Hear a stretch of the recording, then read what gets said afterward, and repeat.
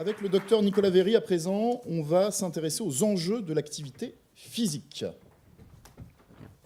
Bonjour à tous, je vous remercie d'être là. Je vais tenter de remplacer le professeur Martine Duclos qui devait vous exposer les principes de l'activité physique, étant moi-même chirurgien digestif, mais c'est un sujet qui est récurrent dans mes consultations, et en particulier la prise en charge des patients qui souffrent d'obésité. On va changer la diapositive. Il me semblait en premier lieu extrêmement important d'avoir un certain nombre de définitions, parce qu'on parle à chaque fois d'activité physique ou d'activité sportive, et il me semblait, en ce qui me concerne, et je vois la réaction des patients, globalement, on ne sait pas très bien à quoi ça correspond. Quelle est la différence entre de l'activité physique et de l'activité sportive, quel doit être l'effort, quelle doit être la durée, que représente la sédentarité là-dedans, et donc je soumets à votre connaissance, si ce n'est pas le cas, un certain nombre de définitions. L'activité physique est définie par un mouvement corporel produit par la contraction de muscles squelettiques et qui génère une dépense énergétique qui est supérieure à la dépense énergétique de repos.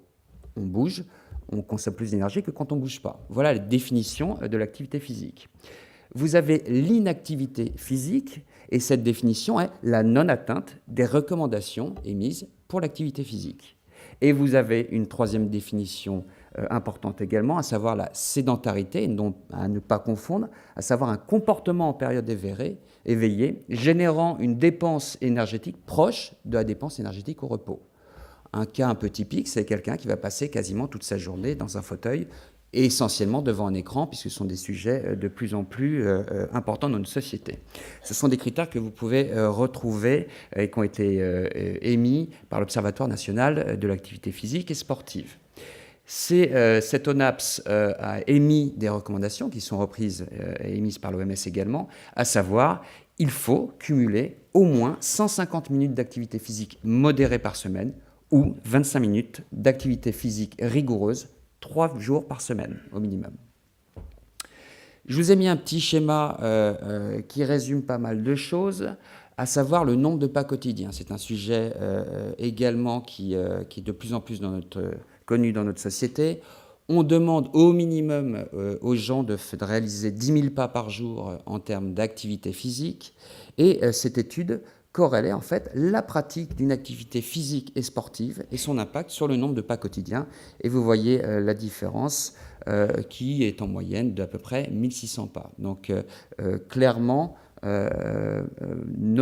pousser les gens à avoir une activité physique et sportive va augmenter directement ce nombre de pas qui est recommandé.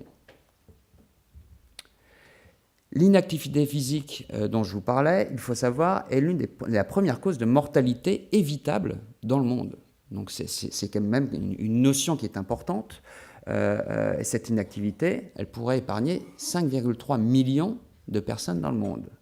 Et c'est une étude qui avait fait couler pas mal d'encre d'ailleurs dans Lancet en 2012, où on concluait que l'insuffisance d'activité physique tuait plus que le tabagisme.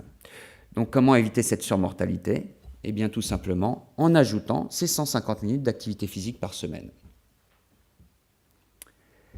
L'activité physique, c'est la santé à tout âge.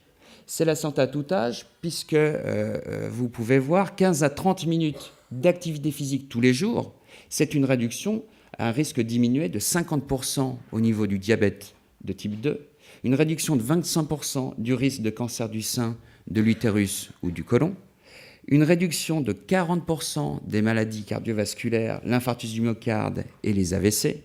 C'est une réduction de près de 30% de la maladie d'Alzheimer et la maladie de Parkinson et une réduction de 30% des chutes chez les personnes âgées. Donc vous voyez que ces chiffres et ces quelques pathologies résument énormément, je trouve, l'impact que peut avoir l'activité physique dans notre quotidien. Mais c'est également aussi diminuer le risque de développer l'hypertension artérielle, l'obésité, l'anxiété, la dépression et l'ostéoporose. Et ça, c'est une expertise qui a été émise par l'Agence nationale de la sécurité sanitaire en 2016, donc récemment. L'activité physique fait aussi partie de la prise en charge de toutes les maladies chroniques. Je trouve que cette diapositive est un bon plaidoyer et pour expliquer, pas simplement dire aux gens il faut faire une activité sportive, il faut bouger, etc.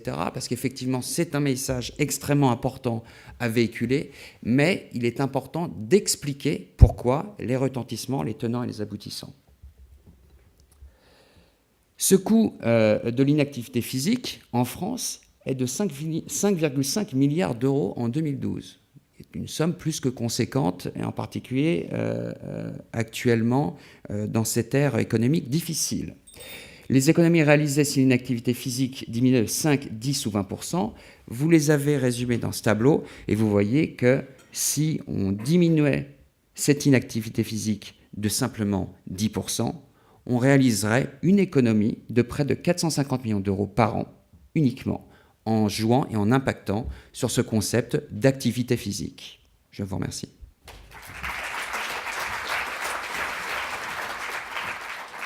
Merci, docteur Véry.